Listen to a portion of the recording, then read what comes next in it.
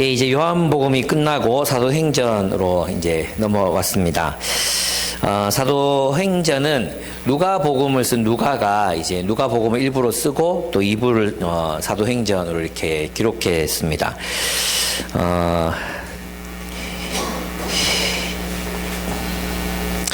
그 기독교 신앙은 새로운 꿈을 꾸게 합니다. 당대 유대인들도 지금 우리랑 뭐 크게 다르지 않았습니다. 그래서 당대 유대인들 이제 복음서에 나타나 있거나 또 이렇게 사도행전에 나타나 있는 그런 여러 인간 군상들의 모습을 보면 지금의 우리가 그렇게 크게 다르지 않습니다.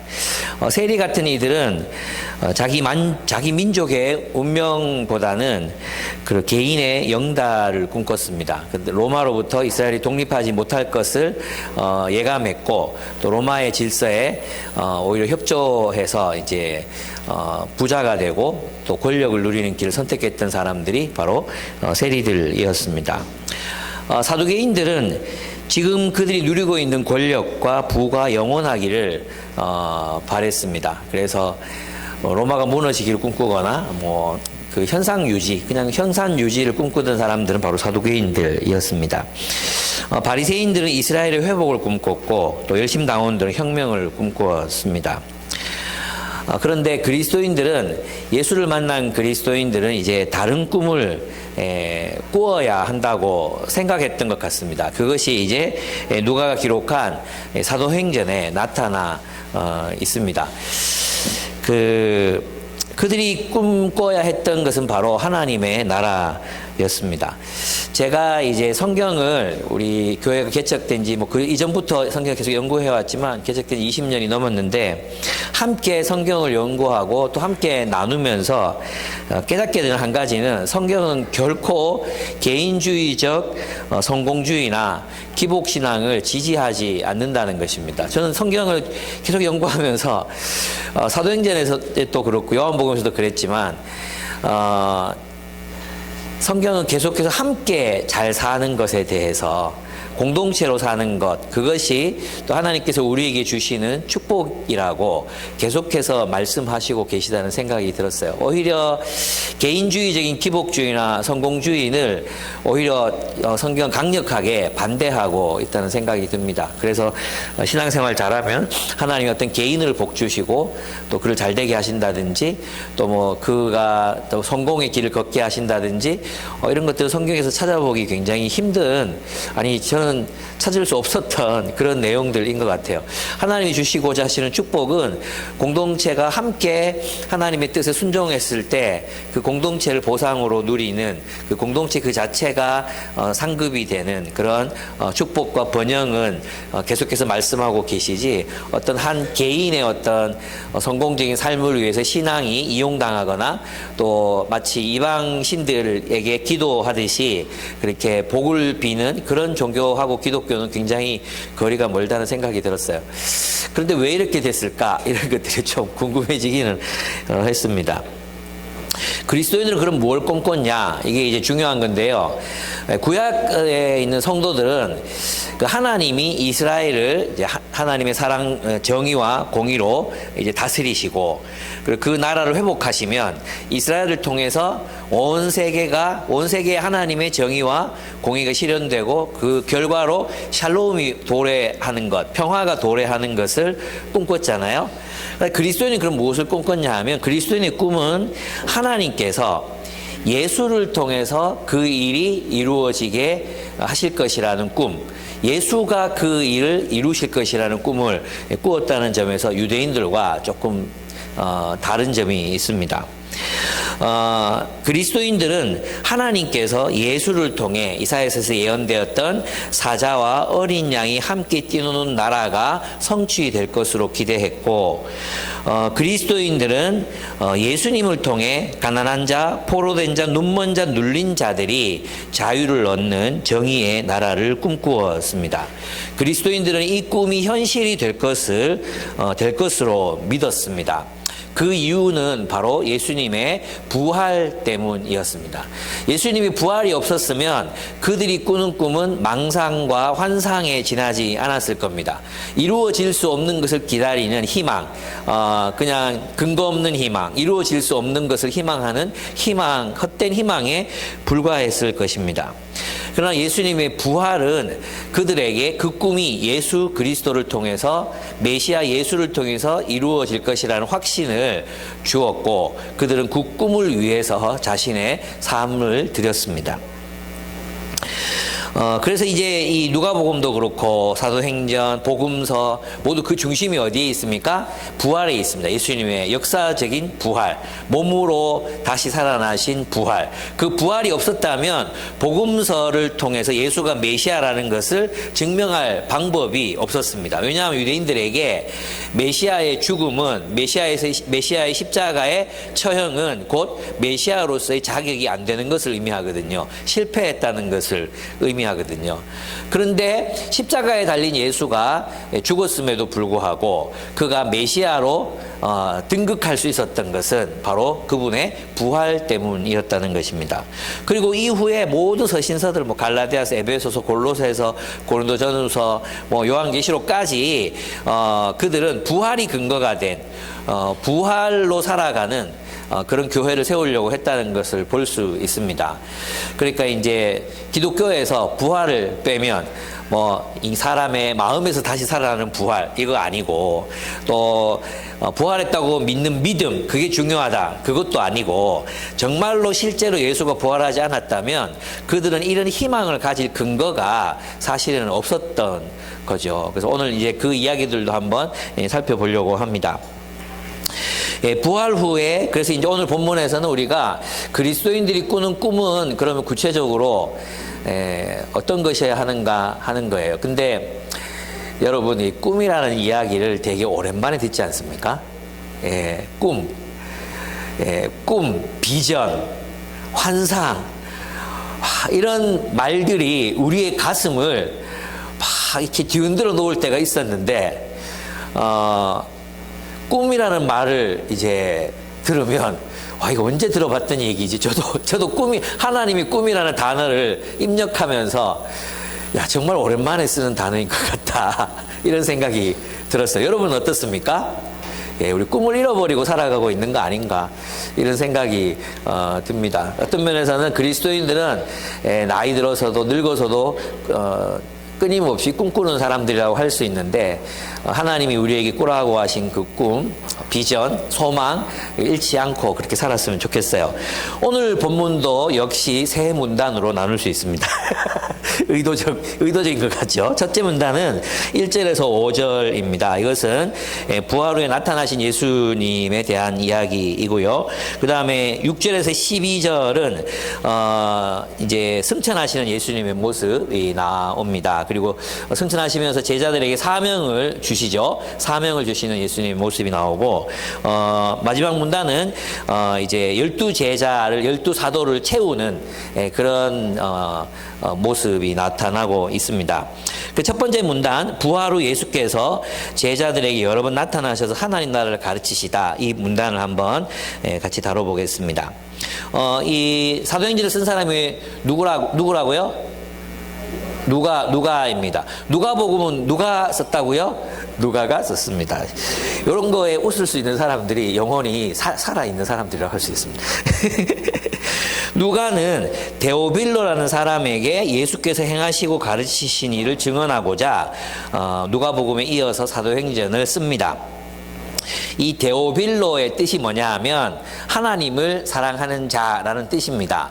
이게 앞에 데오가 데오스라는 하나님이라는 뜻이고, 빌로가 필로스, 데오빌로스, 필로가 뭐냐 하면 사랑이라는 뜻이거든요. 사랑하다, 이런 뜻이거든요. 그래서 하나님을 사랑하는 자, 이런 뜻이에요. 그래서 대부분의 주석가들은 이 사람을 로마의 고위 관직자인데 예수를 믿은 초신자 일 것이라고 대부분의 주석가들은 그렇게 봅니다. 그러나 또 일부 주석가들은 어떻게 보느냐 하면 이 데오빌로라는 이름에서 로마에서 예수를 믿은 초신자 모두를 이제 향해서 하시는 보낸 편지라고 이렇게 보기도 합니다. 그런데 이제 어쨌든 데오빌로는 한 개인에게 보냈든 로마에 있는 초신자들에게 보냈든 이것은 초신자들에게 이제 신앙을 갖게 하기 위해 믿음을 갖게 하기 위해서 쓴 편지라고 할 수 있습니다.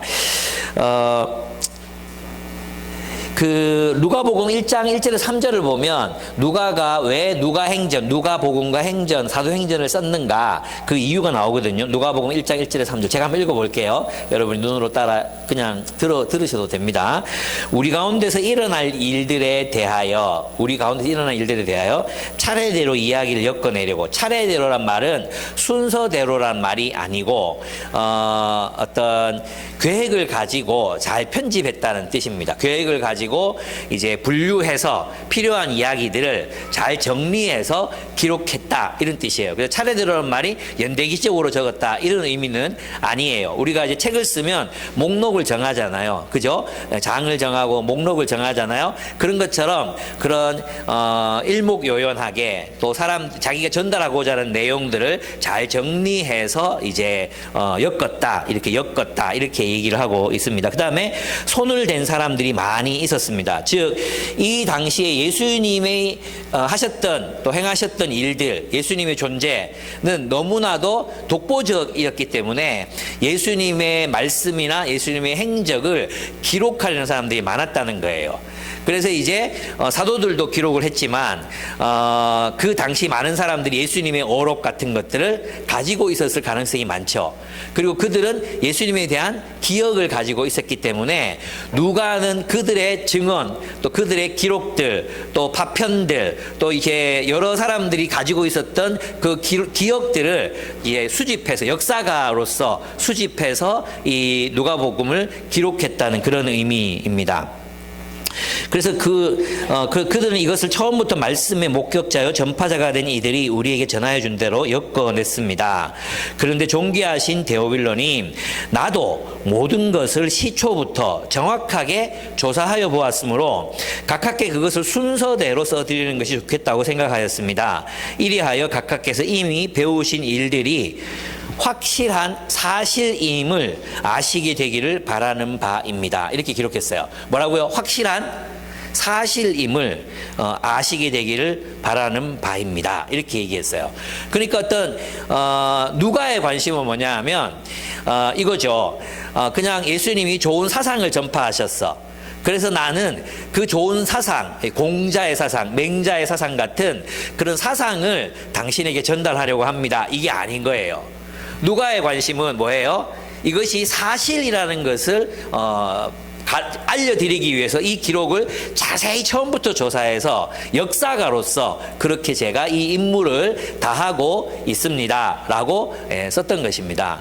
그래서 이제 누가복음도 그렇지만 기독교 신앙의 가장 중심부에는 바로 예수의 역사적인 부활이 있습니다. 예수의 부활은 그냥 우리 마음에서 다시 예수가 살아났거나 예수가 살아났다고 믿었기 때문에 부활했거나 이런 것이 아니라 역사적 사실에 기반하고 있다는 거죠. 그러니까 부활이 무너지면 신약 성경 전부는 무너진다고 할 수 있습니다. 그래서 이제 과학주의 시대를 살아가는 우리들은 이제 실증주의적으로 생각하려는 경향이 많아요. 뭐냐 하면 실제로 일어나지 않는 일이기 때문에 일어날 수 없다고 믿는 거죠. 그죠? 과학주의나 실증주의를 따르게 되면 일어날 수 없는 일이 일어날 수 없거든요. 자연 속에서 일어날 수 없는 일이 일어날 수 없어요. 그죠? 그런데 일어날 수 없는 일이 일어났기 때문에 사람들은 예수에 대해서 호기심을 갖고 그가 누구인지를 물어볼 수 있게 되었다는 것입니다. 일어날 수 없는 일이 일어났어요. 일어날 수 없는 기적들이 일어났어요. 여러분 있잖아요. 그 요즘 도올이 이제 도올이 성경을 강해해서 뭐 강해서들을 막 내고 있거든요. 근데 도올은 이제 불투만을 따라요. 불투만은 이제 실존주의 신학을 했던 사람인데 이제 이 성경 안에는 신화화된 이야기들이 굉장히 많다는 거예요. 그래서 그 신화를 벗겨내고 실제 예수님이 어떤 말, 어떤 행동을 하셨나 이렇게 그것을 찾아내자, 그렇게 해석해내자고 하는 주장을 하거든요. 그런데 이제 돌이 불투만을 따르면서 뭐라고 얘기하느냐 하면, 그런 얘기를, 근데 자기도 성경을 연구해 보니까 예수에게서 기적이 없다면, 기적이 일어나지 않는데 그렇게 많은 사람이 따르지 않았을 거 여기까지 인정해요. 두 번째. 그리고 치유 사건 있죠? 일어났을 거다. 이건 분명히 일어난 사건이라고 봐요. 돌도 그렇게 믿어요. 근데 어떤 거냐 하면 대부분이 시민성 질환이었다고 얘기해요. 시민성 질환. 나는 이 말에서 다 까면 진짜 웃었어요. 아니, 나면서부터 안전병이 되네요. 척추뼈가 부러졌는데 척추뼈가 부러진 게 시민성 질환이라고 얘기할 수 있는 건가. 그리고 이제 나면서부터 소경된 사람이 또 얘기하잖아요. 나면서부터 소경된 사람이 뭐라고 얘기합니까? 내가 진짜 인류 역사를 내가 나을 수 있는지 알아보려고 막 조사해 봤는데 나면서부터 눈 먼 사람, 눈 뜨게 한 사람 아무도 없었다. 이런 거였거든요. 태어나면서부터 시민성으로 눈이 번다든지 이런 것들은 좀 아닌 것 같다. 이런 생각이 들고, 심지어 이제 누가가 썼던 사도행전 뒷부분에 가보면은 안전병이가 일어나는 사건이 나오잖아요. 안전병이 일어나는 사건이 나온단 말이에요. 그런 것, 이것도 나면서부터라고 돼 있거든요. 근데 이것은 사도행전은 뭐냐면, 이제 누가복음은 이제 이 누가복음 저자가 갑자기 생각 안 나가지고, 누가복음은 누가가 역사가로서 이제 누가복음을 써요. 자료를 수집해서 누가복음을 썼잖아요. 맞죠? 근데 사도행전은 어떻습니까? 사도행전은 자기가 경험한 걸 써요. 이해됩니까? 여러분, 누가는 있잖아요. 마가와 같이 전도 여행을 했어요. 마가, 누가, 바울, 이런 사람들이 함께 전도 여행을 했던 사람이에요. 그러니까 누가는 마가복음을 알고 있었거든요. 마가복음을 알고 있었어요. 마가복음이 가장 먼저 쓰여진 복음서잖아요. 마가복음을 참조해서 누가복음을 써요. 그런데 마가복음과 누가복음은 전혀 다른 방향으로 기술되거든요. 이해가 되십니까? 전혀 달라요. 그건 뭐냐 하면, 누가는 독자적인 자료, 독자적인 구전, 독자적인 청취받은 소스가 있었다는 거예요. 요한이 그랬듯이. 그죠? 이것은 사복음서의 기자들이 합의해서, 누가, 너는 이런 방향으로 복음서를 써라. 마가는 이렇게 썼으니까 요한, 니는 이렇게. 그러려면 통일을 시키지, 통일을. 근데 보면 각각의 내용들, 심지어 부활 사건을 이제 증언하는 것들도 자기 관점에 따라서 중요한 것들을 추려내서 쓰고 있거든요. 제 말이 무슨 말이냐 하면, 그런데 이제 사도행전의 경우에는 누가가 직접 경험한 것들을 써요. 그러면 이 경험한 것들을 누가 확인할 수 있었겠어요? 바울, 디모데, 로마서에 나타나 있는 70명의 바울의 동역자들, 그죠? 그리고 마가, 그죠? 이런 사람들, 또 요한, 이런 사람들이 누가의 기록을 가지고 뻥치고 있네, 이거 확인할 수 있는 입장에 있었다는 거예요. 제 말이 이해됩니까? 그래서 있잖아요, 누가복음이 데오빌로에게 전해졌지만, 이 데오빌로가 한 사람인지 두 사람인지 아니면 로마에 있는 많은 초신자인지 알 수 없지만 굉장히 이것을 귀하게 여겼고, 그죠? 그렇기 때문에 많은 사람들이 읽었을 거 아니에요. 이 당시는 전부 다 손으로 뺏겼어야 되는 시대, 인쇄가 안 되니까 손으로 뺏겼어야 되는데 얼마나 길어요. 우리 다음 주일날, 다음 주일이면 그 다음 주이구나. 다음 주는 다른 거고, 그 다음 주일날 성경 읽는 사람은 굉장히, 호흡이 긴 사람이 읽어야 돼요. 40몇 절이거든요. 한 장이. 그런데 누가복음하고 사도행전을 합하면 거의 신약 성경의 3분의 1인데 이걸 뺏겨 써가지고 성경으로 남긴 사람들이 기독교인들이었단 말이에요. 얼마나 이 기록을 굉장히 소중하게 여겼나, 그죠? 이것을 거짓이라고 여기지 않고 진정성 있는 것을 여겼나를 알 수 있죠. 또 하나는 뭐냐 하면, 누가가 바울과 함께 전도 여행을 다녔잖아요. 근데 여러분 아시겠지만 그 거리가 진짜 어마어마해요. 그리고 혹독했어요. 이 바울의 전도 여행 중에 많은 사람이 다 바울 곁을 떠나 하도 힘들어가지고, 너무 이 바울의 복음 전도와 예수를 그리스도로 믿는 이 기독교 신앙이 성공할지 성공하지 못할지 아무도 모르는 그런 상태. 그런 상태에서 맨날 굶고 채찍질 당하고 돌 맞고 모욕 당하고 뭐 이러면서 댕기게 너무 힘든 거야. 그래가지고 모두가 바울 곁을 떠나요. 근데 유일하게 바울 곁을 지켰던 한 사람이 누가였어요. 그러니까 누가는 진정성 있게 이 글을 쓴 거예요. 그리고 누가의 삶은 어떤 를 위해서 만들어진 삶이 아니라 정말로 그가 일어났던 것을 경험했고 예수가 그리스도이시고 예수가 이 세상에서 성령을 통해 지금 예수는 이제 성천하고 없지만 하나님의 나라를 세워가고 있다는 사실을 확실하게 믿고 바울과 함께 그 하나님 나라를 세우기 위해서 복음을 전하고 주 예수를 그리스도라고 선포하는 그런 인생을 살았던 것입니다. 물론 뭐 이렇게 얘기를 해도 나는 못 믿겠는데 할 수 없지만 저는 믿어져요. 예, 저는 누가가 거짓말하고 있지 않다. 그리고 정말 역사가로서의 누가, 문학가로서의 누가는 진짜 탁월해요. 예, 이 정말 너무나도 탁월하게 이 본문들을 기록하고 있습니다. 저도 작가 아닙니까? 그래서 이제 누가가 쓴 이 글들을 보면 정말로 진정성이 있습니다. 네. 누가복음은 그가 사도들로부터 엄밀하게 조사해서 예수의 생애에 대해서 기록했다면 사도행전은 누가 자신이 겪은 일들을 기록하고 있다. 그리고 이 이야기는 바울, 마가, 디모데 또 직접 복음을 전해줬던 여러 교회들도 사도들이 어떤 일을 했는지 알고 있었기 때문에 이 이야기는 위조될 수 없는 이야기다. 그러니까 누가가 말하고자 사실 각하가 귀하가 전해들은 그 이야기가 사실이다. 라는 이 이야기가 진짜 설득력 있게 들리는 그런 이야기라고 할 수 있습니다. 그런데 이제 그 누가는 데오빌로가 듣고 있는 이 복음의 이야기는 바로 부활하신 예수 그리스도로부터 말미암은 것이라는 것을 확실하게 합니다. 3절을 보시면 3절을 읽어보겠습니다. 한번 같이 읽어볼까요? 시작. 예수께서 고난을 받으신 뒤에 자기가 살아계심을 여러 가지 증거로 드러내셨습니다.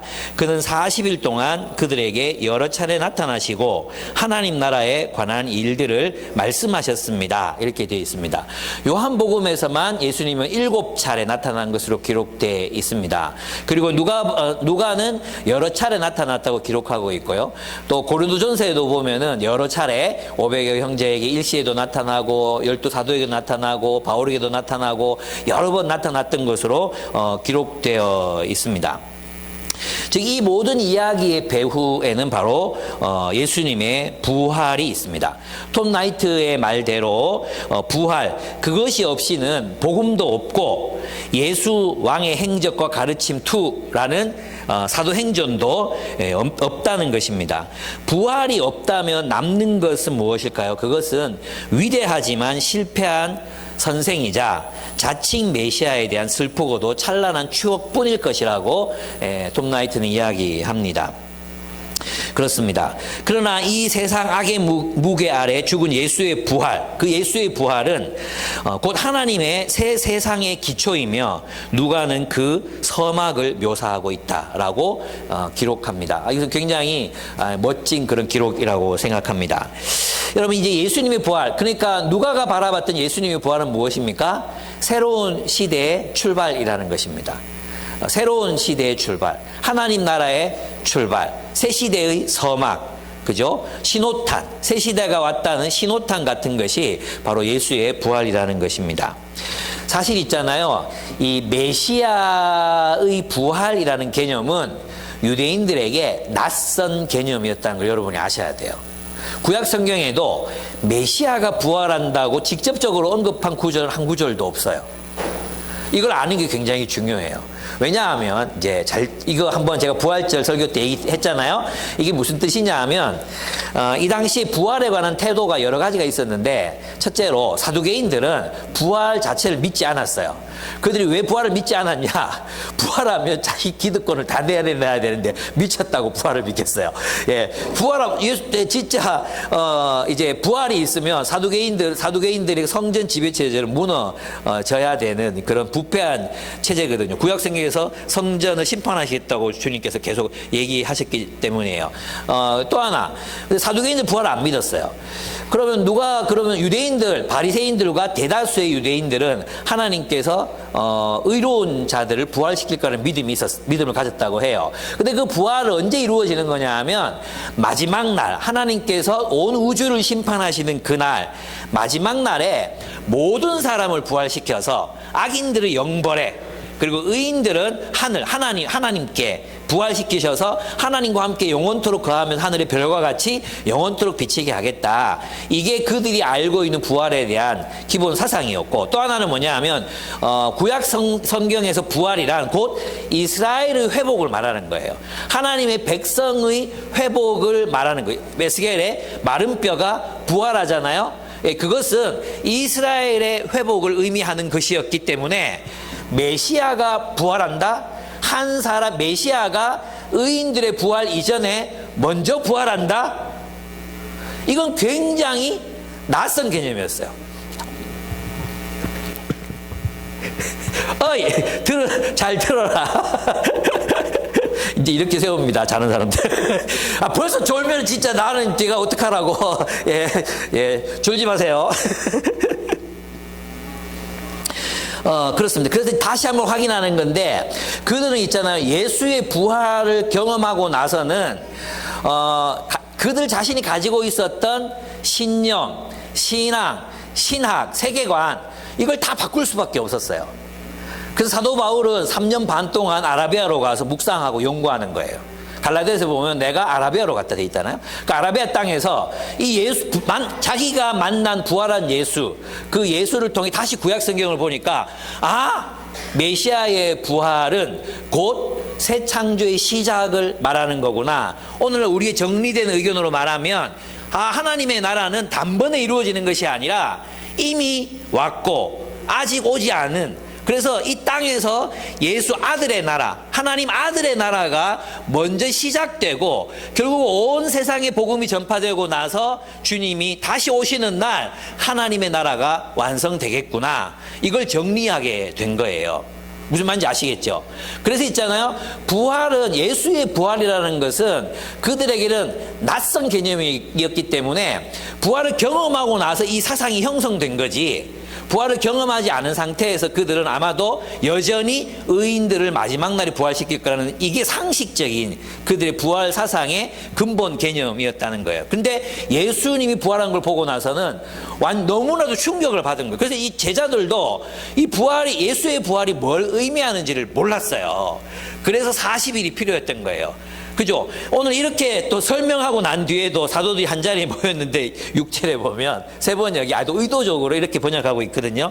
주님께서 이스라엘에게 나라를 되찾아 주실 때가 이때입니까? 부활하시고 나서 40일 동안 가르쳤는데도 여전히 그들은 민족주의적 이스라엘의 부활을 또 기대하고 있는 것을 볼 수 있습니다. 그러니까 예수님이 말씀하신 그 하나님의 나라가 예수님의 십자가의 도를 통해 이루어지고, 그리고 시작되고 성장하고 자라고, 그래서 모든 민족과 열방이 주님께로 돌아오는 이 역사, 이 시간이 이미 아직 이 시간이 있을 거라는 것을 알게 되는 것은, 그들이 알게 된 것은 바로 예수의 부활 때문이었다는 것입니다. 네, 그래서 이제 그렇습니다. 그런데 그렇습니다. 만약에 부활이 없었다면 여전히 그들은 민족주의적 신앙을 가지고 있었을 것입니다. 그래서 예수님께서는 그들에게 40일 동안, 40이라는 숫자, 유대인들 숫자가 중요하다 그랬죠. 3은 무엇? 하나님. 3은 하나님의 뜻이에요. 6은 인간. 7은 완전하다. 4는 세상. 한 개도 지금 다 기억 안 납니까? 4는 세상. 40은 고난의 시간이기도 하고 또 준비 기간이에요. 준비 기간. 그래서 40년, 광야 40년 준비하는 기간, 가나안 땅 들어가기 전 준비하는 기간, 예수님의 40일, 그죠? 여기 또 공생애를 위한 40일 준비 기간, 또 여기 부활 후 40일, 새로운 출발을 위한 준비 기간으로서의 40일이라고 이제 누가가 기록하고 있습니다. 그렇습니다. 예수님의 가르치심이 없었다면 제자들은 여전히 민족주의적 하나님 나라 관을 가지고 살아갈 수밖에 없었을 거예요. 그래서 예수님께서는 그들에게 종말을 어떻게 오는지, 주님이 다시 오시는 그날까지 하나님의 나라는 온 세상에서 어떻게 펼쳐지는지, 또 십자가의 도, 섬김의 도가 어떻게 하나님의 나라를 이루게 되는지, 교회는 무엇인지, 이 교회들을 통해서 하나님이 이루고자 하는 뜻은 무엇인지, 이런 것들을 상세하게 가르치셨을 것이라는 것을 추론해 볼 수 있습니다. 그래서 이 시간 40일 동안 이 시간이 없었으면 제자들은 예수님께서 말씀하신 그 하나님 나라를 향한 꿈, 비전을 가질 수 없었을 거예요. 근데 이 제자들의 가슴, 사도들의 가슴에는 온 세계가 하나님께로 온다는 온 열방이 주님께 경배하게 될 거라는 꿈, 비전을 그들이 가질 수 있었어요. 그게 그 비전을 가지게 되는 시간이 40일의 이 시간이었다는 것을 알 수 있습니다.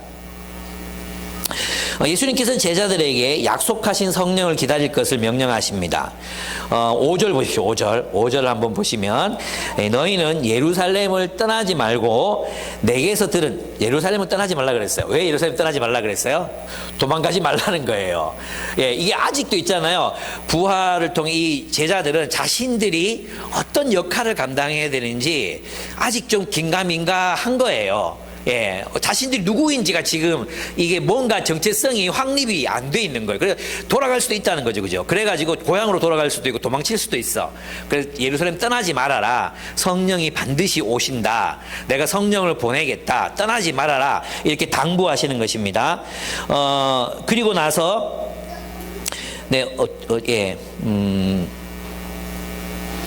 내게서 들은 아버지의 약속을 기다려라. 그 약속이 뭡니까? 성령을 기다리라는 것입니다. 요한은 물로 침례를 주었으나 너희는 여러 날이 되지 않은 성령으로 침례를 받을 것이다 그랬죠. 여러분, 성령으로 침례를 받는다는 게 무슨 뜻이라 했어요? 성령 안으로 성령이 만드시는 세계, 성령의 세계 속으로 담궈지는 거라고 얘기했죠. 침례는 뭐예요? 세례라는 표현은 약하다 그랬죠. 이 번역은 별로 안 좋아요. 베프티스마라는 말은 뭐라 그랬어요? 푹 담근다는 뜻, 담근다. 염색할 때 수건을 염색에게 담근다. 이 담근다는 말이 근본적으로 베프티스마의 근본적인 뜻이에요. 출정하기 전에 창끝을 피에 담근다, 베프티스마 한다, 이런 뜻이에요. 연합한다. 그래서 침례는 씻는다는 뜻도 있지만 근본적으로는 연합한다는 뜻이에요.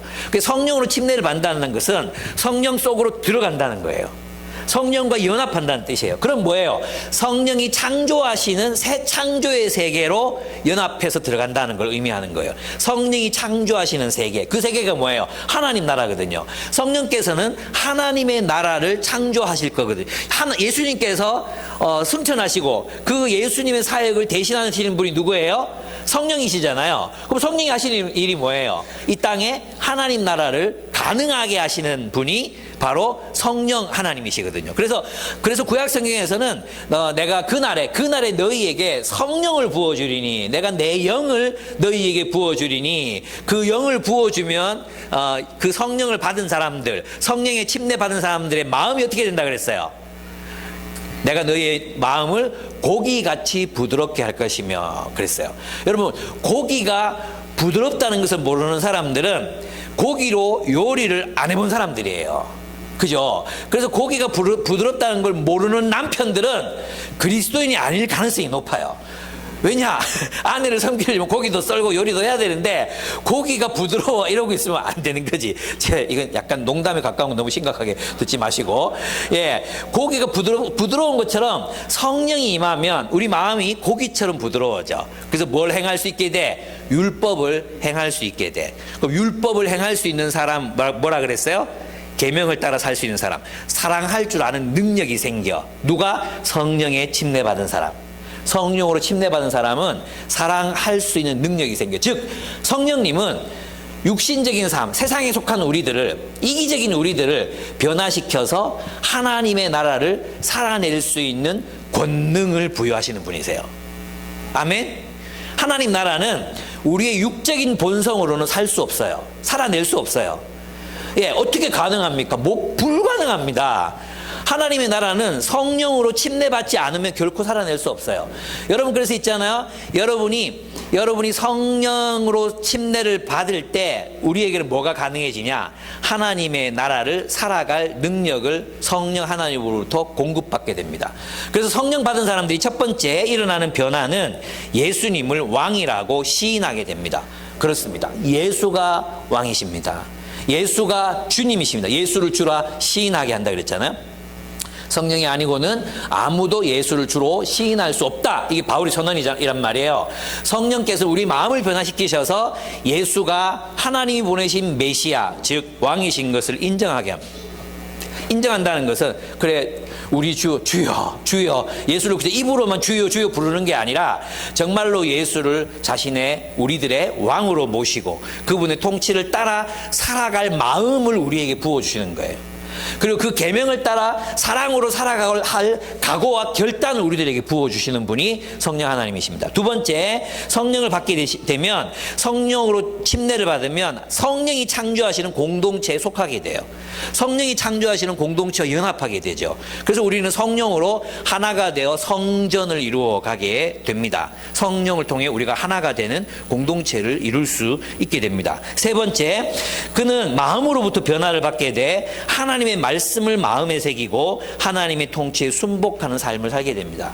여러분들이 지금 정말 이제 하나님 나라를 살고자 여러분의 재정을 내고 가난한 사람들을 돕고 함께 교회를 또 세우고 시간을 내고 힘이 들지만 누군가를 섬기는 삶을 선택하고, 여러분 결정적으로 하나님 나라와 자신의 야망 사이에서, 우리 야망은 이미 다 죽고 없지만 이게 갈등이 일어날 때는 하나님의 나라를 먼저 선택하고, 이런 일들이 어떻게 일어날 수 있겠어요? 우리가 성령으로 변화된 존재들이기 때문이에요.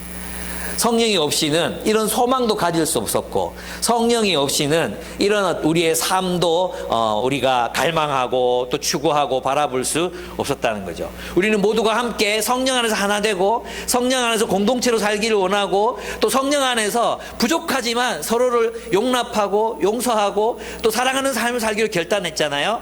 그리고 부족하지만 그렇게 살아보려고 애를 쓰고 있잖아요. 이게 무엇입니까? 우리에게 성령께서 우리와 함께 하시다는, 우리가 성령으로 세례를 받았다는 증거라는 것입니다. 그래서 성령으로 침례를 받은 공동체로서의 교회는 메시아 예수의 사역을 계승하게 됩니다. 메시아 예수의 사역을 계승하게 됩니다. 여러분, 이것은 이제 누가복음의 말로 표현을 해보면 누가복음 4장 16절에서 21절이에요. 이 누가는 계속 이 노선에서 계속해서 이야기합니다. 누가복음 4장 16절에서 21절 제가 읽어보겠습니다. 예수께서 자라나신 곳 나사렛에 이르사 안식일에 늘 하시던 대로 회당에 들어가사 성경을 읽으려고 서심해 선지자 이사야의 글을 들이거늘 책을 펴서 이렇게 기록된 데를 찾으시니 곧 주의 성령이 내게 임하셨으니 이는 가난한 자에게 복음을 전하게 하시려고 내게 기름을 부으시고 내게 나를 왕으로 세우시고, 이 말입니다. 나를 보내사 포로된 자에게 자유를, 눈먼 자에게 다시 보게 함을 전파하며 눌린 자를 자유롭게 하고 주의 은혜의 해를 전파하게 하려 하심이라 하였더라. 주의 은혜의 해는 희년을 말합니다. 희년. 이 희년에는 가난한 자들이 빚으로부터 해방을 받는 날이고, 빚 때문에 빼앗겼던 땅을 돌려받는 날이 희년의 날입니다. 그 은혜의 날을 이제 선포하게 하려 하심이라고 말씀하셨습니다. 책을 덮어 그 맡은 자에게 주시니 회당에 있는 자들이 다 주목하여 보더라. 이에 예수께서 그들에게 말씀하시되 이 글이 오늘 너희 귀에 응하였느니라 하시니, 이렇게 돼 있어요. 또 왜 예수님께서는 하나님 백성된 그리스도인들에게 성령을 기다려라, 성령을 받기를 기다려라고 말씀하셨던 걸까요? 성령을 통해서 우리에게 새로운 비전, 새로운 꿈이 생기기 때문이에요. 성령을 받은 우리에게는 새로운 사명이 주어져요. 그 새로운 사명이 무엇입니까? 이 세상의 가포눈들들을 해방하는 것입니다. 가포눈들들을 해방하는 삶, 가난한 자를 돌보 그 가난으로부터 해방시키고 억압받는 자들을 자유케 하고 모든 계급적인 차별과 또 억압으로부터 그들을 해방하게 하는 일. 그래서 교회는 빌레몬에게 오네시모를 해방하라. 그 해방한 오네시모를 교회 지도자로 삼습니다. 예, 중세에도 그런 일이 일어났잖아요. 그리스도인들이 노예들을 하나님 그리스도의 말씀을 따라 해방시킵니다. 이런 일들이 일어났습니다. 가난한 자, 포로된 자, 눌린 자, 눈먼 자, 그들을 자유케 하는 일, 그 일로 주님이 우리를 부르셨습니다. 그리고 성령을 받으면 우리의 꿈이 달라지는 거죠. 우리의 비전이 달라지는 거예요. 이제는 내가 이 세상에서 세리들처럼 나 혼자 잘 먹고 잘 살면 되고, 우리 집만 좀 안전하면 되고, 내가 잘 사는 거, 우리 집이 잘 사는 게 굉장히 중요했다면, 예수를 믿은 우리들에게는 이제는 가난한 자, 포로된 자, 눈먼 자, 눌린 자들이 우리의 가슴 속으로 들어오게 되는 것입니다. 그리고 그들을 어떻게 하면 해방할까? 그들이 해방되는 공동체를, 그들을 해방시키는 나라를 어떻게 이 세상으로 세워나갈까? 자유와 해방의 공동체를 이 세상에 어떻게 세워나갈까? 신문제가 엄연했던 조선시대 말기에 예수의 이 말씀을 읽고 남자와 여자, 주인과 종이 없네? 당신과 우리는 형제여라고 부를 수 있었던 양반들을 만들어낼 수 있는 것은 오직 복음의 능력밖에 없었어요. 여러분, 우리가 그리스도인이 된다는 것은 이제 나로부터 해방을 얻는다는 뜻입니다. 우리가 그리스도인이 된다는 것은 나의 이기적인 욕망을 추구하던 삶으로부터 자유를 얻는다는 뜻입니다. 그래서 어떻게 해요? 우리의 가슴이 넓어지는 것을 말해요. 우리의 비전이 넓어지는 것을 말합니다. 그게 그리스도인이 된다는 뜻이에요. 그래서 그리스도인은 자기 속에 갇혀서 살지 않습니다. 그리스도인들은 세상에 하나님 없이 고통받는 사람들, 여러분, 하나님이 없다는 말을 정치적으로 해석해 보시면 돼요. 이 하나님이 없다는 말은 우리를 하나님께서 다스리지 않기 때문에 세상의 군왕들이 다스리잖아요. 돈 있는 사람들, 권력 가진 사람들이 세상을 다스리잖아요. 강대국이 지구를 다스리잖아요. 이 강대국이 새끼들이 도무지 이게 이 강자로서의 여유와 품위가 없어. 다 뺏어가려고 그래. 다 뺏어가려고 그래. 영국 놈들이 세상이 제일 나빠. 그 놈들이 제일 먼저 시작했고, 그 다음에 미국 놈들, 중국 놈들, 러시아 놈들 할 것 없이 하여튼 힘을 가지고 남의 거 빼앗아 먹으려고 그렇게 전쟁을 일으키고 사람을 죽이고, 그 암살되는 거 아닌지 모르겠는데 모르겠지 설마. 그런 나쁜 놈들이 지배하는 세상이잖아요. 기후위기 이런 것들도 있잖아요. 그 많은 돈, 미국의 수많은 돈들 가지고 뭐합니까? 태평양에 있는 쓰레기 좀 채워주고, 좀 그러면 안 됩니까? 좀 가난한 나라들이 식량 좀 갖다 대주고 이러면 될 건데, 그걸 그렇게 안 해. 여러분, 우리가 정말로 그리스도인이라면 미국에 있는 크리스찬들, 또 수많은 기업가들 중에 크리스찬들 있잖아요. 옛날의 부자들은 소비를 했어. 소비. 옛날 부자들은 소비를 해서 동네 사람들 먹고 살게 만들어줬어. 오늘날의 부자들은 금검절약해요. 이 새끼들이. 오늘날의 부자들은 금검절약한다니까. 이게 또 미덕이래. 진짜 골 때리는 일이지.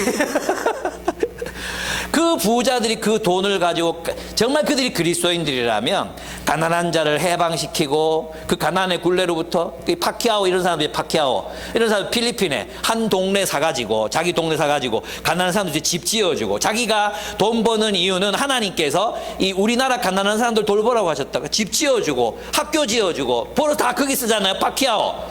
이런 사람들이 많아져야 된다. 이런 사람들이 도대체 뭐 이름이 자기는 그리스도인이라고 말하면서도 가지고 있는 부를 가지고 하나님 나라를 위해 쓴다는 게 뭔지도 모르고 그래요. 여러분, 이게 있잖아요. 미국 그리스도인들이 성경을 안 읽어서 그래요. 미국에 있는 그리스도인들 물었어요. 구원의 확신이 있냐? 죽으면 천국 간다는 확신이 있냐? 86%가 자기 죽으면 천국 간대요. 86%가. 놀랍지 않습니까? 근데 성경을 일주일에 한 장도 안 읽는 사람이 76%래요. 성경을 안 봐, 성경을. 아니, 걔들이 가려고 하는 천국이 도대체 어딘지 모르겠어요, 저는. 이런 일들이 한국교회는 없습니까? 계속해서 일어나는 일이에요. 여러분, 우리가 그리스도인이 된다는 것은 이 세상에 하나님 나라의 새로운 질서를 창조해 간다는 뜻입니다. 저는 정말로 이 누가복음과 요한복음의 이 비전, 복음서의 비전을 세상의 모든 그리스도인들이 알고 정말 이 말씀대로 살았으면 좋겠어요. 말씀대로 새로운 꿈을 꿨으면 좋겠어요. 파키아오가 꾸는 꿈, 그런 꿈을 같이 꿨으면 좋겠어요. 가난한 사람들 위해서 집도 좀 지어주고 청년주택도 좀 세우고 또 월세도 다른 데보다 반값씩 좀 내려가지고 전체 좀 가격도 좀 낮추고, 지금 어쩔 수 없이 막 내려가고 있지만 좀 그랬으면 좋겠어요. 왜 다들 지만 잘못, 그 많은 돈 다 모아가지고 뭐 하려고 그럽니까? 예? 나이 지금 다 죽을 판에 나이 80, 90 넘어가지고 더 모으겠다고 막. 나는 이 금융자본주의 이거 진짜 나는 문제가 심각하거든요.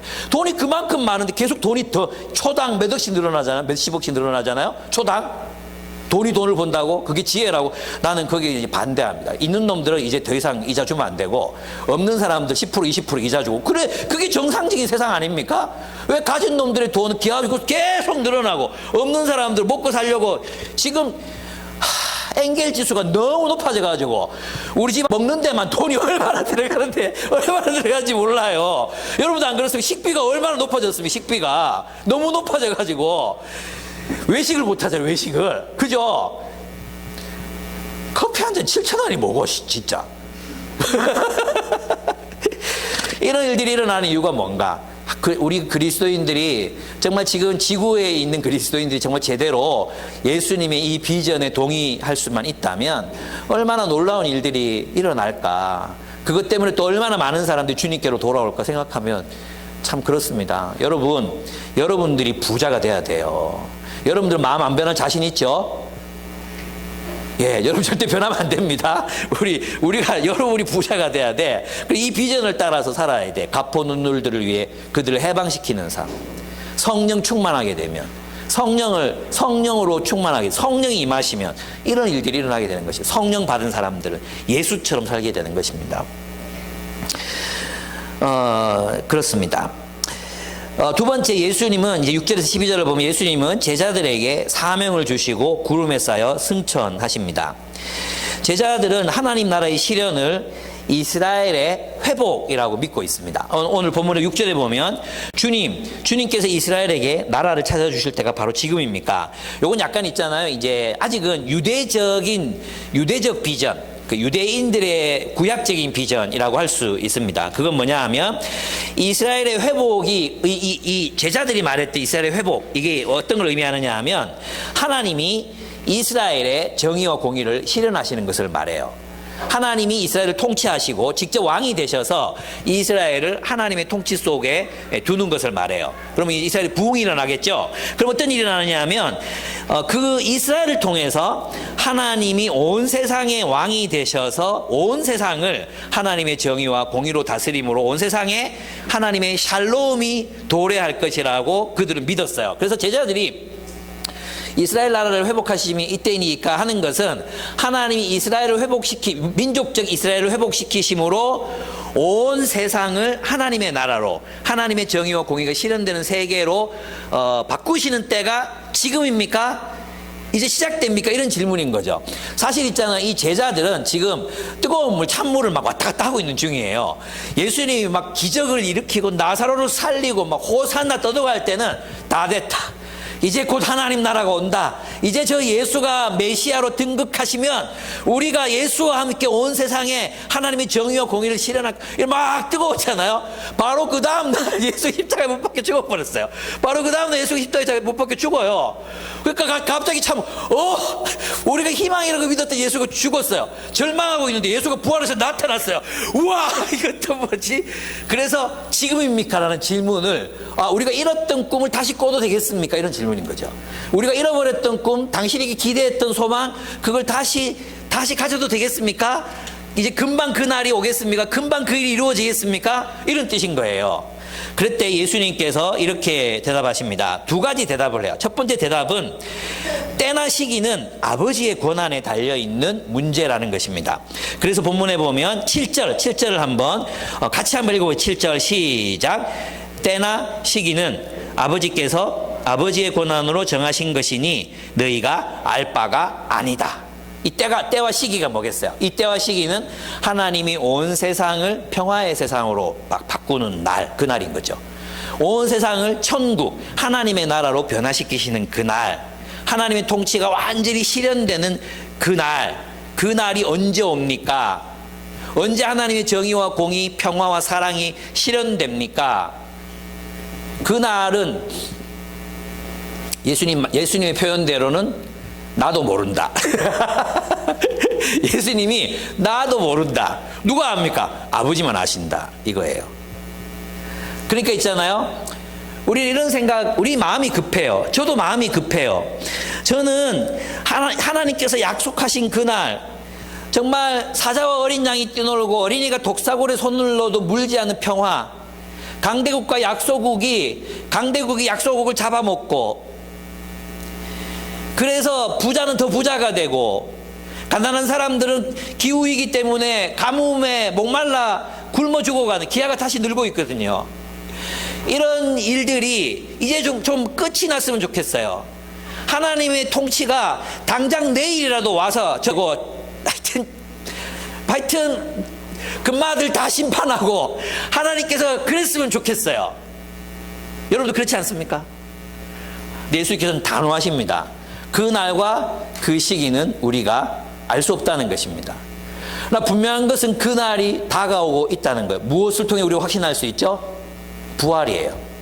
예수님의 육체적 부활, 그 몸을 입고 우리가 똑같은 몸이었지만 그러나 또 시 공간을 초월하는 그 새로운 물리적 질서로서의 부활, 하늘과 땅이 통합되는 부활, 하늘과 땅, 하나님의 세계, 영적인 세계와 물질적인 세계가 하나가 되는 하나로 통일되는 그런 새로운 세계, 그런 세계가 다시 올 건데, 그것을 보증하는 보증수표는 바로 부활이라는 겁니다. 또 하나 있어요. 뭐예요? 성령을 우리에게 주셨다는 거예요. 보증으로 성령을 주셨어요. 성령이 계시다는 것은 무슨 뜻입니까? 하나님께서 지금도 일하고 계시다. 그 날을 향해서, 하나님 마음에 정하신 그 날을 향해서 하나님의 나라가 이루어지도록, 온 땅에 하나님의 정의와 공의가 실현되도록 하나님께서 일하고 계신다. 이 말은 있잖아요. 마지막 날이 되면 온 나라가 다 정의로워진다, 이런 뜻이 아니에요. 하나님의 방법, 하나님의 뜻대로 마지막 날에 새 하늘과 새 땅이 실현되고 새 예루살렘 성과 같은 공동체가 온 세상 가득하게 될 것이다. 어떻게 이루어지는지는 몰라요. 언제 이루어질지도 몰라요. 한 가지 중요한 단서는 모든 민족에게 복음이 전파될 때예요. 모든 민족에게 복음이 전파되는 때. 그러나 그때와 시기는 주님께 있습니다.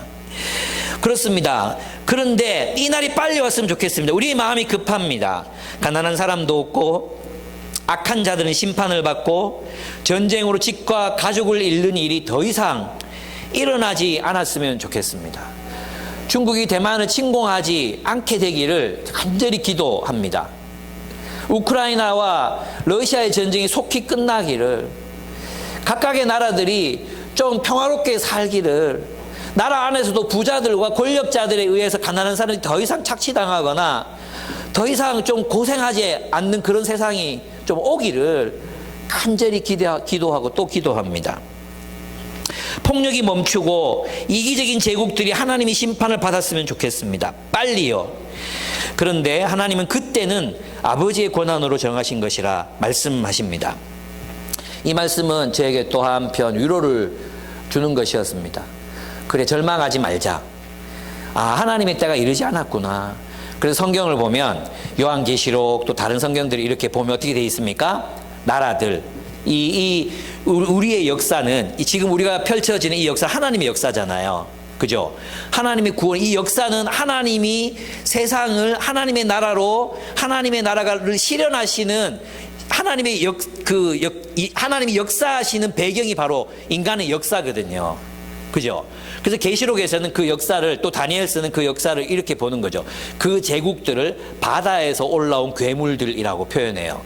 그리고 온 세상에 임하는 경제적인 위기, 자연재해적인 위기, 이 위기들을 바로 하나님의 심판으로 해석하는 거예요. 온 세상, 이것이 인간이 자신의 탐욕 때문에, 코로나가 왜 왔습니까? 코로나가 온 이유는 인류가 이기적으로 살았기 때문에 코로나로 죽은 사람들에 대한 심판을 말하는 게 아니라, 코로나라는 현상 자체는 어떻게 왔습니까? 인간의 절대되지 않은 탐욕, 그리고 코로나를 불러왔잖아요. 지금도 우리의 이기적인 욕망을 절제할 수 없기 때문에 기후위기가 다가오고 있습니다. 지구가 언제 뜨거워져서 다시 되돌릴 수 없는 그런 멸망으로 나아갈지 이제 몇십 년 안에 결정되게 돼 있습니다. 다음 세대가 없을 수도 있습니다. 우리 정말 위험한 시기를 살고 있어요. 이 모든 것들을 성경에서는 심판, 인간의 절대되지 않는 탐욕에 대한 하나님의 심판이라고 본단 말이에요. 우리는 우리의 역사를 하나님의 관점으로 볼 필요가 있습니다.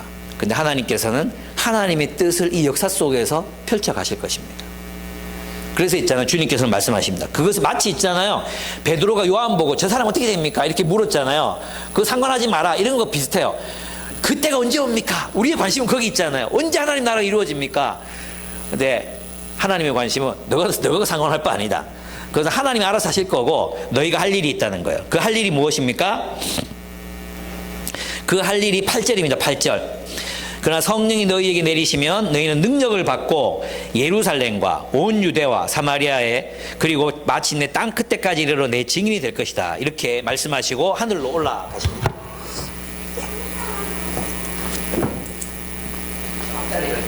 열이 앞으로 막 몰려가지고 굉장히 덥거든요. 네, 미안합니다. 긴장되죠? 얼마나 오래 하시려고 저렇게 옷을 벗으시는가? 네, 다 끝나갑니다. 걱정하지 마십시오. 그 때와 시기는 알 수 없습니다. 제자들이 알아야만 하는 일이 있습니다. 그것은 성령을 받게 되면 어떻게 하냐? 예루살렘과 온 유대와 사마리아 땅끝까지라 그랬잖아요. 이렇게 지리적으로 어떻게 돼요? 이건 뭐냐면 있잖아요. 톰 나이트는 아마 톰 나이트 주소를 본 사람들이 많을 텐데 톰 나이트 이렇게 해석해요. 이 당시에 누가 로마 황제가 바뀌잖아. 그죠? 시즌 뭐 1세에서 2세로 바뀐다든지 뭐 있잖아요. 그죠? 뭐 그렇게 왕이 바뀌었다는 거 이 당시는 방송이 없잖아요. 어떻게 알아요? 그 저 시골 구석에 있는 사람들은 왕이 어느 놈으로 바뀌었는지 몰라. 그 성에 있는 사람도 몰라. 그러니까 전령들이 말 타고 막 가가지고 로마의 황제는 누구시다. 아우구스티누스가 황제가 되셨다.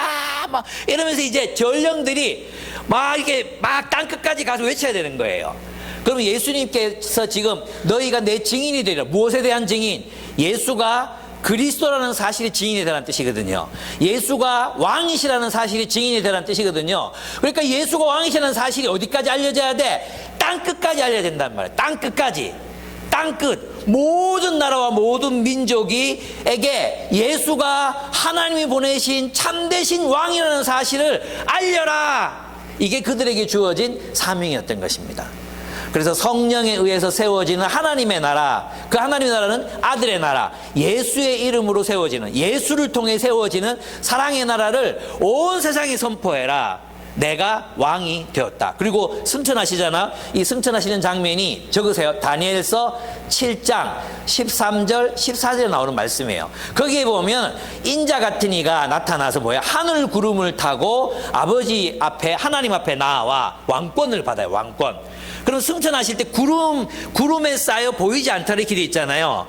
밑에서 보면 구름에 쌓여 올라가지만 위에서 보면 구름을 타고 오시는 이가 되는 거야.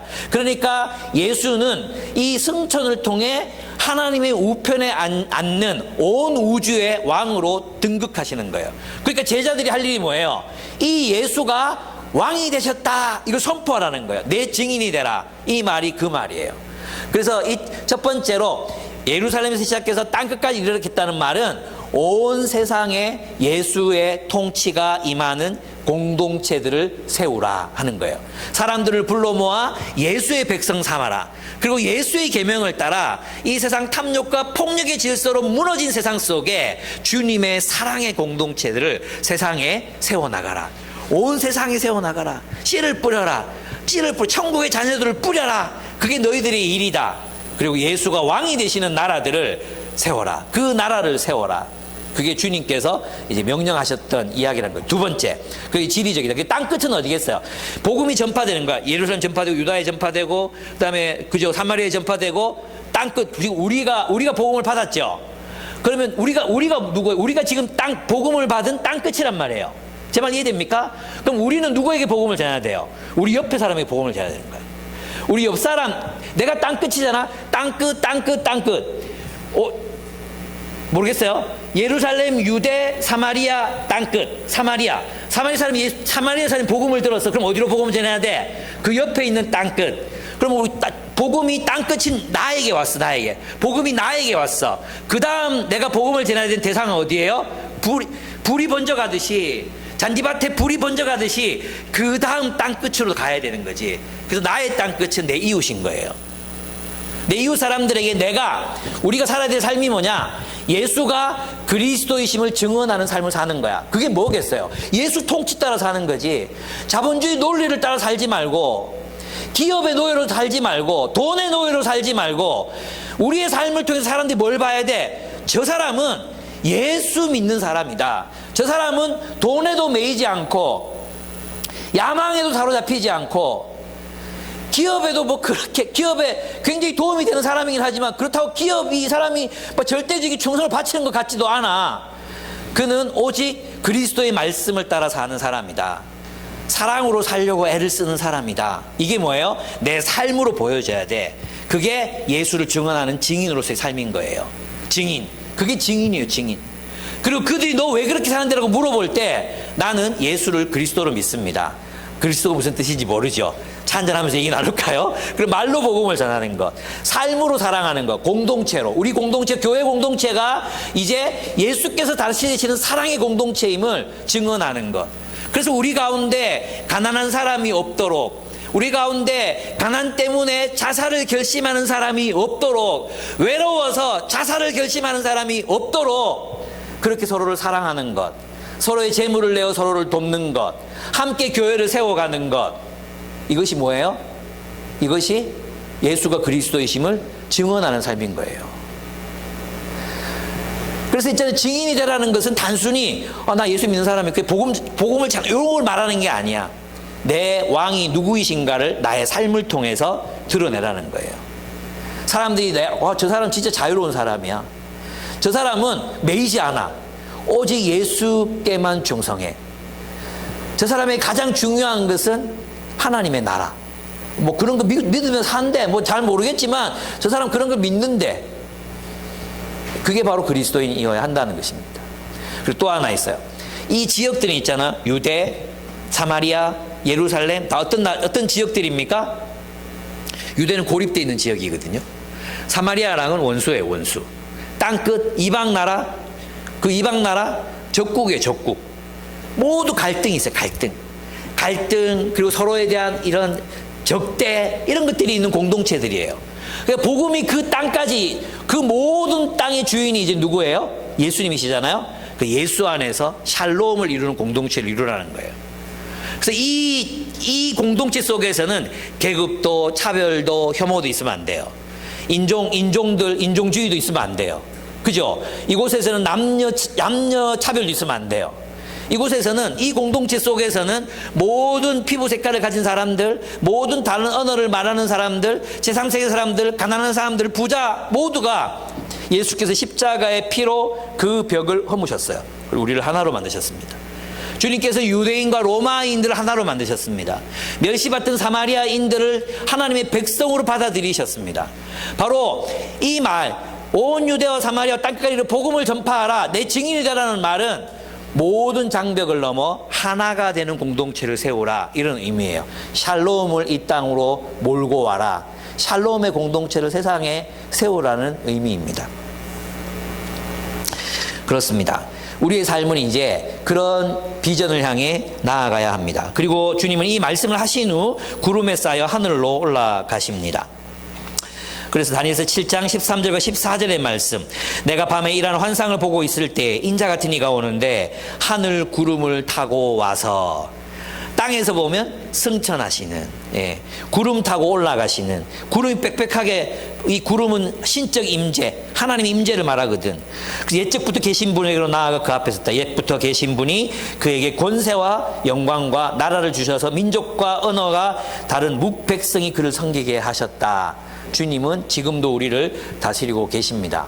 우리가 할 일은 그날이 언제 옵니까? 그 완전한 평안 언제 이루어집니까? 라는 질문이 아니라 지금 우리가 해야 될 일을 하는 거예요. 지금 우리가 해야 될 일이 무엇입니까? 우리 공동체 안에 하나님의 통치가 이루어지는 샬롬의 질서를 만들어가는 것입니다. 서로를 사랑하고 서로를 돕기 위해 재물을 내고 함께 한 사명을 위해서 뭉치고, 서로의 친구가 되고 차별을 없애고 서로 사랑하는 한 형제 자매로 사는 것, 그것입니다. 어제 또 마침 또 찰스 황태자의 대관식이 있었습니다. 정말 멋지 천몇백 년 전 그 행사를 그대로 구현한 거라고 하더라고요. 근데 그 선언을 보니까 왕이 섬기게 섬깁니다. 또 온유한 자가 되어 다스립니다. 뭐 이런 내용, 성경인 산상수훈을 근거로 해서 그렇게 하더라고요. 좀 제발 그랬으면 좋겠습니다. 그 까탈스러운 찰스가 그렇게 할 수 있을지는 모르겠지만 그렇게 정말로 그렇게 잘 했으면 좋겠습니다. 그렇습니다. 여러분, 그리스도인은 자기 자신만을 위해서 꿈을 꾸는 인생을 더 이상 살 수 없습니다. 주님께서는 온 세상에 평화가 도래하는 하나님의 나라를 위해서 살라고 우리를 구원하십니다.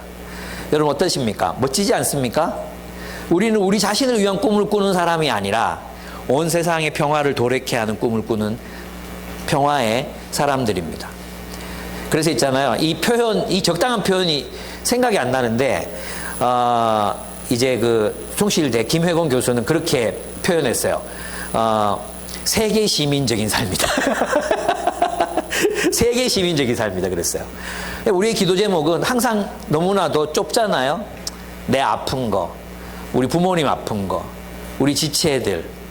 근데 우리의 기도는 온 세계를 품고 있어야 돼요. 그리스도인은 세계를 품는 사람이에요.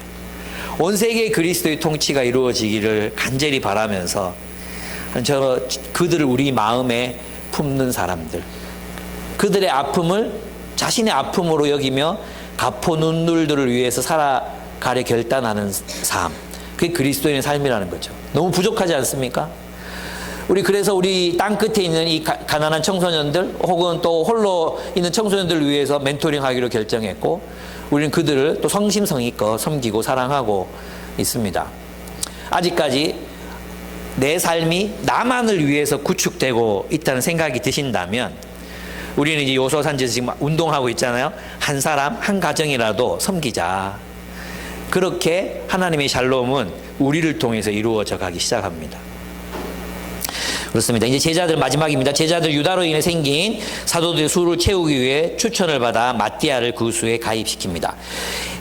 자격이 있었죠. 자격. 이 자격이 뭐냐면, 이게 굉장히 또 중요한 시사점인데, 이게 뭐냐면 예수님께서 세례 받으신 후부터 언제까지? 부활한 것까지 목격한 사람이어야 된다. 그러니까 제자들, 예수님 12 제자들과 똑같은 삶을 살았던 사람들이 12제자만 있었던 게 아니라 굉장히 많았다는 거예요. 그 중에 2사람 뽑아가지고 제비 뽑아서 마띠아를 뽑잖아요. 근데 이 사람들 다 뭐 했다는 거예요? 예수님과 함께, 예수가 제자들을 부르시고 그 제자들과 함께 공생애를 하실 때, 그가 기적을 보여주시고 표적을 보이시고 말씀을 가르치실 때, 그때 그 12제자들과 함께 수많은 사람들이 예수를 따르고 있었다는 거예요. 그 중에 마띠아와 요셉이라는 사람이 있었어요. 근데 이제 제비를 뽑았어. 그리고 마띠아가 됐잖아요. 마띠아가 됐어. 이후에 사도행전에 이후에는 요셉의 이름도 한 번도 나오지 않고 마띠아의 이름도 한 번도 나오지 않아요. 그럼 왜 이 쓸데없는 짓을 베드로가 했나? 궁금하지 않습니까? 궁금해? 예. 안 궁금한 것 같아요. 왜 안 나오나? 그러면 이게 이제 이 누가는 이 기록을 왜 이렇게 장황하게 쓰고 있는가, 상세하게 쓰고 있는가, 이게 굉장히 중요한 부분이죠. 어떤 분들은 이 바울이 들어가야 되는데 베드로가 괜히 마띠아 뽑아가지고 바울이 못 들어갔다, 이런 분도 계시는데 그건 아니에요. 뭐냐 하면 이것은 베드로의 이 당시 12제자의 역사의식의 변화를 보여주는 거예요. 역사의식의 변화. 제자들은 한 번도 있잖아요. 자신들이 새로운 나라의 시조가 될 거라는 생각을 못했어요. 여러분, 12지파의 12족장들은 이스라엘의 시조로 떠받들어지잖아요. 그것처럼 자신들의 12제자, 12사도가 새로운 하나님 나라를 세우는 시조가 될 것이라는 것을 한 번도 생각해 본 적이 없거든요. 근데 이제 가룟유다가 떠나고 우리 12를 채워야 된다. 이 의식은 뭐냐 하면 하나님께서 이제 예수 그리스도를 승천하시고 성령을 통해서 우리와 함께, 우리를 통해서 세상의 역사를 바꾸어 가기를 원하시는구나. 우리가 역사의 중심에 서 있구나. 우리를 통해 하나님 나라가, 하나님의 새 창조의 질서가 나타나는구나. 우리가 교회를 세우고 모든 민족, 그래서 베드로 영국까지 가서 복음 전하거든요. 영국까지 가서 복음 전하거든요. 도마는 인도 케라라, 인도까지 가서 복음을 전해요. 그래서 서양 선교사들 인도에서 복음 전하려고 그러는데 케라라 주에는 이미 수천 년 전에, 천몇백 년 전에 이미 교회가 서 있었어요.